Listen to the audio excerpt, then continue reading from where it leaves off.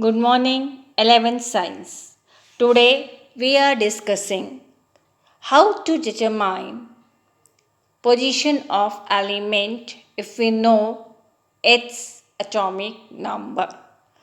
As I earlier told you, it's in a scientific table, and you just imagine simply if you know the atomic number, you can tell its position in periodic table, in which period it lies, and in which group it will belong. Actually, there is certain rules which you should remember. If you are asked to write position, then first you write its electronic configuration. आपको उसका electronic configuration लिखना है. Then आपको अगर period पता करना है, if you want to determine period, then you simply look at the principal quantum number. Are you getting? Principal quantum number n of valence shell, जिसमें इलेक्ट्रॉन आपका जाएगा आउटर मोस्ट, वो आपको n बताएगा उसका पीरियड. और block, as I have already told you, the valence electron goes in last subshell will determine its block group.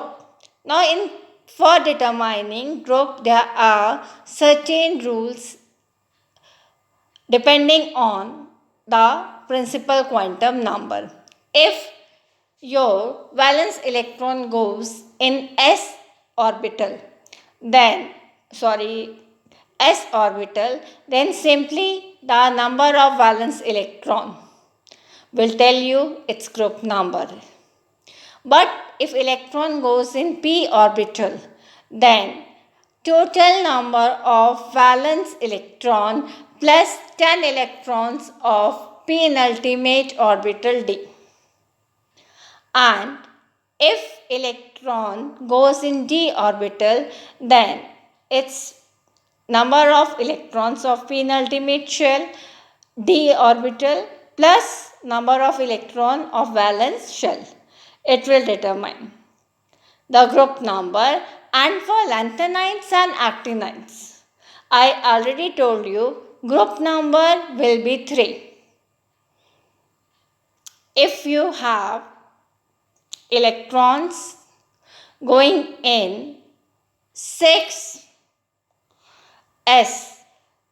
then it's lanthanides, and if it goes in n-2f, that is 4f, 5d and 6s, then it's lanthanide, and if it is 5f, 6d and 7s, then it is actinide, and group will remain third column.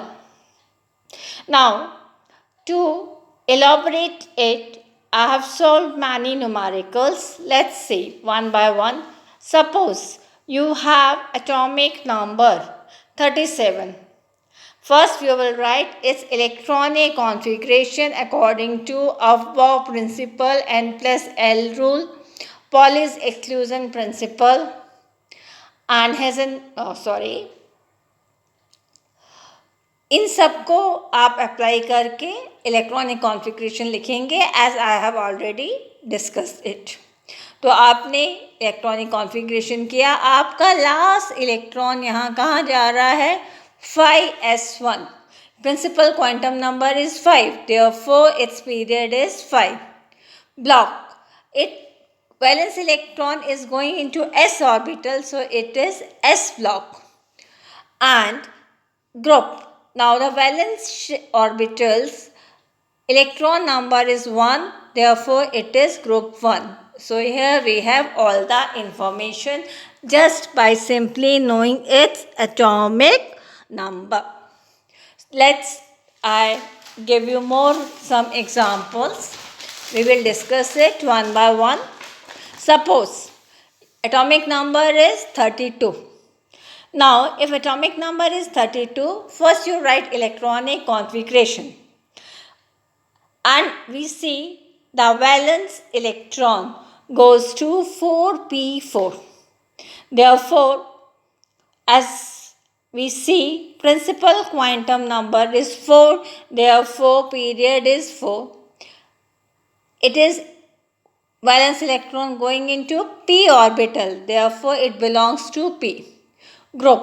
And we know that if valence electron goes in the p block, then we have to add 10 electrons of the g orbital penultimate plus valence total electron, that is 2 plus 4, it will be 6. So 10 plus 6, it means it belongs to group number 16.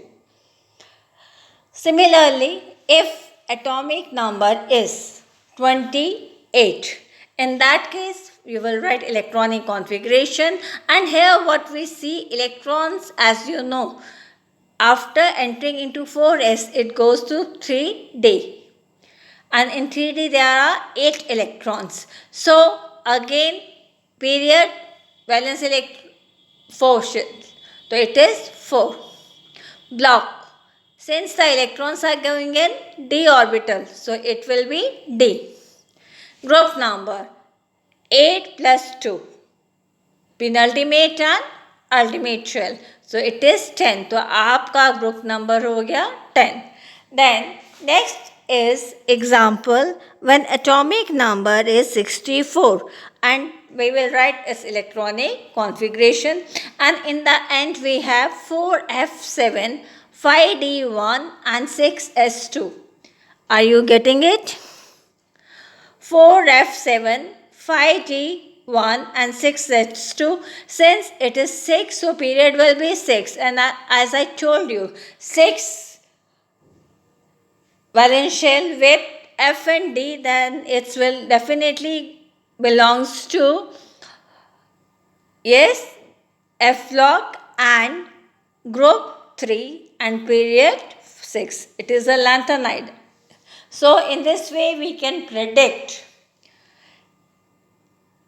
position of element in a periodic table by simply knowing its atomic number. Now, as I have told you, with change in, with moving across a period or down the group, what you observe, there are certain variation in physical and chemical properties, and they are repeated after fixed interval. This is known as periodicity.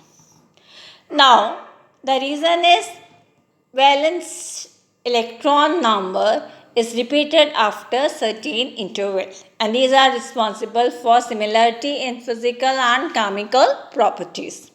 So first we will discuss atomic radii. Atomic radii, distance between the nucleus and the outermost shell in which electron is present. Now, since it is difficult to measure it, we classify into covalent, metallic and van der Waals radii. Covalent, as you know, it is formed by overlapping. Therefore, what we observe, यहाँ पे हमने एक example लिया है. मान लीजिए there are 2 chlorine atoms, they undergo covalent bonding. So there is overlapping. So the distance between the 2 nuclei is reduced to 1. It is 1.96, and the distance between 2 nucleus, it will be called nuclear distance, internuclear distance, and इसका half जो होगा वो ये होगा covalent radii. तो 1.95 divided by 2, it will be 0.99 angstrom. That will be the covalent radii of chlorine Cl2 molecule. Now it is in the molecular, I mean to say it consists of similar atoms. Up suppose we have different atoms, heteroatoms, then they have different electronegativity, and then we will use a different formula where we take into consideration of electronegativity also. It is diameter of hetero molecule DAB equal to RA plus RB minus 0.09 into delta X. Delta X equal to EB minus EA. So, by using this formula, we can find radii of heteroatoms. Second is metallic radii. Two closely present atoms in a metal. The distance between their nucleus is known as internuclear distance, and when it is half, it is metallic radii. Third, van der Waals radii. Half of internuclear distance between two non-bonded molecules. Again, van der Waals force are weak forces, and therefore we have longest radii is van der Waals, followed by metallic where they just touch two spheres. So, and next followed by covalent where there is overlapping. So, I gave you one question. Why does covalent radius is always greater than van der Waals radius? Now, if you look at the diagram, there are two Cl2 molecules. There is overlapping. So, covalent radii half of internuclear distance इतना है. अब ये दो chlorine molecule आसपास present है और इनके बीच जो फोर्स ऑफ अट्रैक्शन है वो सिंपली है आपके वैन डर वाल्स फोर्स. और अगर हम इनका रेडियाई देखें तो ये आपका इनका हो जाएगा half of internuclear distance, and definitely it is more for या मोर देन कोवेलेंट, बिकॉज यहाँ पे आपके ओवरलैपिंग हो रही है और यहाँ पे there is the distance between the two molecules. That's why van der Waals radii is always greater than covalent. Then the question arises, if we move from left to right in a periodic table, what will happen to atomic radii?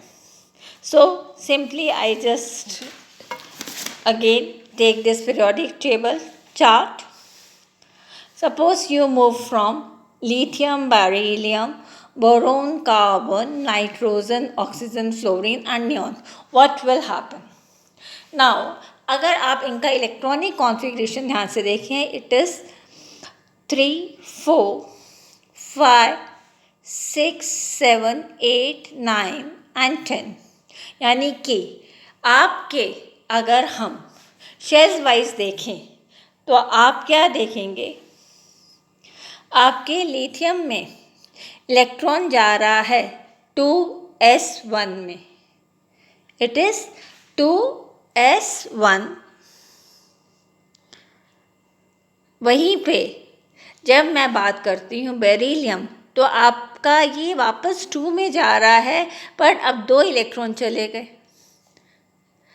आगे आप बढ़ेंगे तो आपका यहाँ 2 electron तो है और एक और हो गया p1, 2s2, 2p2, 2s2, 2p3 and so on.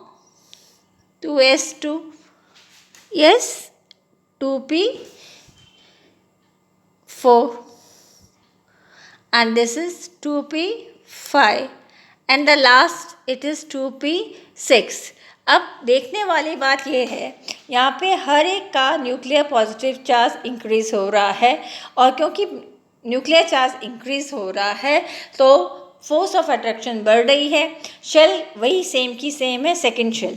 सब इलेक्ट्रॉन्स आपके एक पर्टिकुलर पीरियड में सेम शेल में जाते हैं तो आपके न्यूक्लियर फोर्स बढ़ने के कारण साइज छोटा हो रहा है. And one more consideration is that यहाँ पे लास्ट में आपका एटॉमिक साइज फिर बड़ा है for noble gases. The answer is यहाँ पे we will taken into account van der Waals radii, क्योंकि ये नॉन बॉन्डेड एटम्स हैं तो आप इनका कोवेलेंट रेडियाई नहीं निकाल सकते. इसलिए वैन डर वाल्स रेडियाई होने के कारण ये सबसे बड़ा होगा.